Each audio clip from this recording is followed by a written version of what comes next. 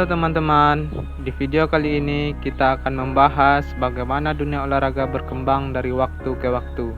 Jadi, jangan kemana-mana, pastikan kalian tonton video ini sampai habis dan jangan lupa untuk like, share, dan subscribe agar tidak ketinggalan update terbaru dari kami. Yuk, kita mulai. Tentu kita perlu mengetahui terlebih dahulu apa sih perkembangan olahraga itu. Nah, perkembangan olahraga merupakan perjalanan panjang yang melibatkan perubahan dari segi teknik, regulasi, teknologi, serta peranannya dalam kehidupan masyarakat.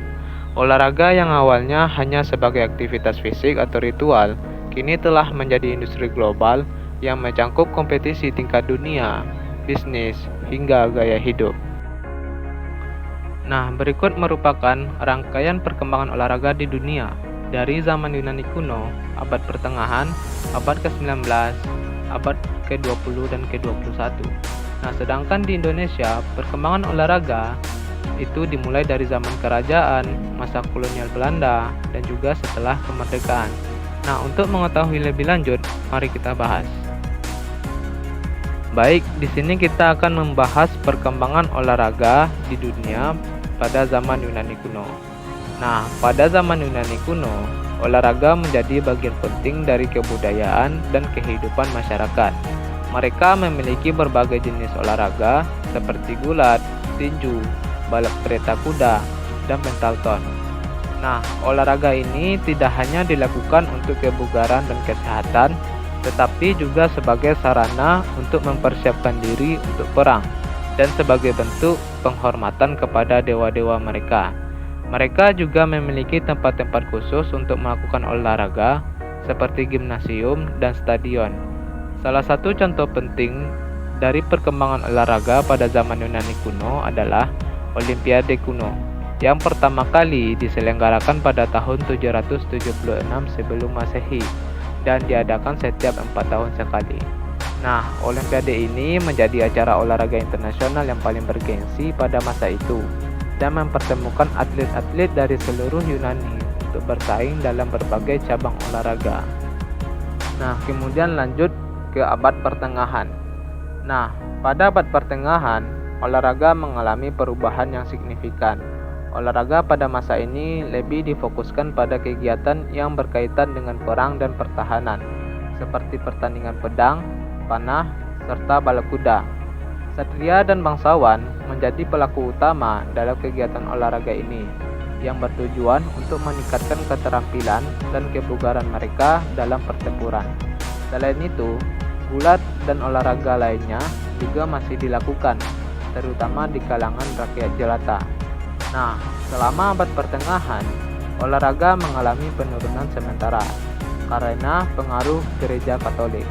Mereka sering memandang aktivitas fisik sebagai sesuatu yang tidak bermoral dan bertentangan dengan nilai-nilai Kristen.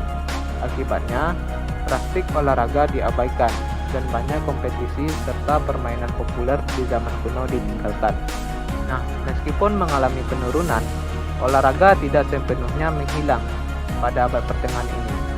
Beberapa bentuk aktivitas fisik tetap bertahan dan bahkan berkembang, terutama di kalangan bangsawan, seperti perburuan, permainan bola, perkelahian hewan, dan lain-lain. Nah, kemudian lanjut ke abad ke-19. Nah, pada abad ke-19 ini, perkembangan olahraga mengalami perubahan yang signifikan. Pada masa ini, olahraga mulai menjadi lebih terorganisir dan memiliki aturan yang jelas. Salah satu contoh perkembangan olahraga pada abad ke-19 ini adalah lahirnya sepak bola modern di Inggris pada tahun 1863. Pada tahun yang sama, sepak bola juga mulai berkembang di Amerika Serikat. Selain itu, olahraga lain seperti kriket dan tenis juga mulai berkembang pada abad ke-19 ini. Pada masa ini, olahraga juga mulai menjadi lebih populer di kalangan masyarakat, terutama di kalangan bangsawan dan kelas menengah. Perkembangan olahraga pada abad ke-19 ini juga dipengaruhi oleh perubahan sosial dan ekonomi yang terjadi pada masa itu, seperti industrialisasi dan urbanisasi. Nah, kemudian masuk abad ke-20 dan 21. Nah, pada abad ke-20, olahraga berkembang pesat seiring dengan industrialisasi, urbanisasi, dan kemajuan teknologi. Nah, Olimpiade modern yang dimulai pada tahun 1896 terus berkembang dengan semakin banyak negara dan atlet yang berpartisipasi. Seperti media massa, terutama radio dan televisi yang memainkan peran besar dalam popularisasi olahraga yang menjadikannya hiburan global. Selain itu, profesionalisasi atlet semakin meningkat dengan munculnya liga-liga olahraga profesional di berbagai negara seperti NBA, FIFA World Cup, dan Formula 1.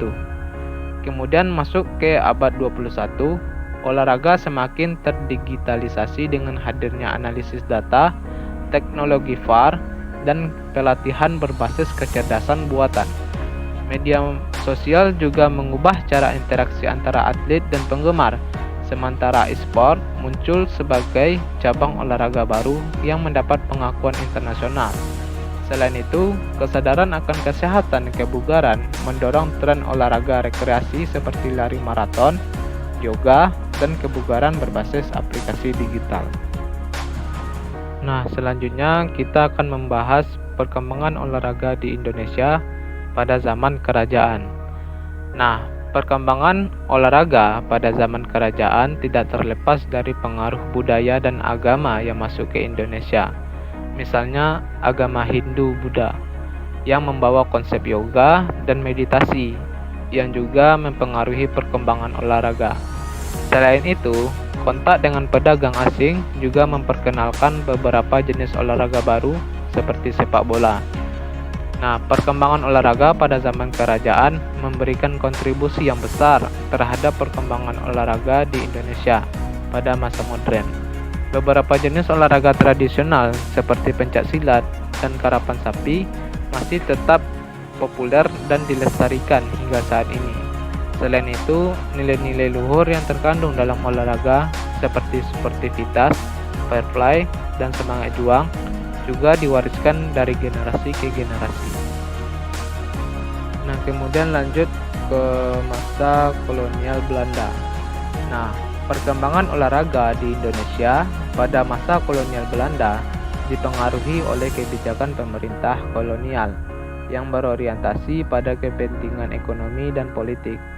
Pada awalnya, olahraga di Indonesia hanya dipraktikkan oleh kalangan elit Belanda dan beberapa orang Indonesia yang berada di lingkungan kolonial. Nah, olahraga seperti sepak bola, bola basket, dan tenis diperkenalkan oleh Belanda dan kemudian dikembangkan oleh masyarakat Indonesia. Namun, perkembangan olahraga di Indonesia pada masa itu masih sangat terbatas dan tidak merata karena fasilitas dan infrastruktur olahraga masih sangat minim. Selain itu, pemerintah kolonial Belanda juga menggunakan olahraga sebagai alat untuk memperkuat kontrol mereka atas masyarakat Indonesia. Meskipun demikian, perkembangan olahraga di Indonesia pada masa kolonial Belanda juga membuka kesempatan bagi masyarakat Indonesia untuk mengembangkan bakat dan kemampuan mereka dalam bidang olahraga. Kemudian, olahraga berkembang pada masa kemerdekaan. Nah, perkembangan olahraga di Indonesia pada masa setelah kemerdekaan mengalami kemajuan yang signifikan. Setelah kemerdekaan, pemerintah Indonesia berusaha untuk membangun dan mengembangkan infrastruktur olahraga, serta meningkatkan kesadaran dan partisipasi masyarakat dalam kegiatan olahraga. Pada tahun 1946, pemerintah Indonesia membentuk Komite Olahraga Nasional Indonesia yang disingkat dengan KONI, yang bertugas untuk mengembangkan dan mengkoordinasikan kegiatan olahraga di Indonesia. Pada tahun 1950-an, Indonesia juga mulai mengikuti kompetisi olahraga internasional seperti Olimpiade dan Asian Games. Perkembangan olahraga di Indonesia pada masa ini juga didukung oleh pembangunan infrastruktur olahraga seperti stadion, lapangan, dan fasilitas olahraga lainnya. Dengan demikian, perkembangan olahraga di Indonesia pada masa setelah kemerdekaan membuka kesempatan bagi masyarakat Indonesia untuk mengembangkan bakat dan kemampuan mereka dalam bidang olahraga, serta meningkatkan prestasi dan reputasi Indonesia di kancah olahraga internasional.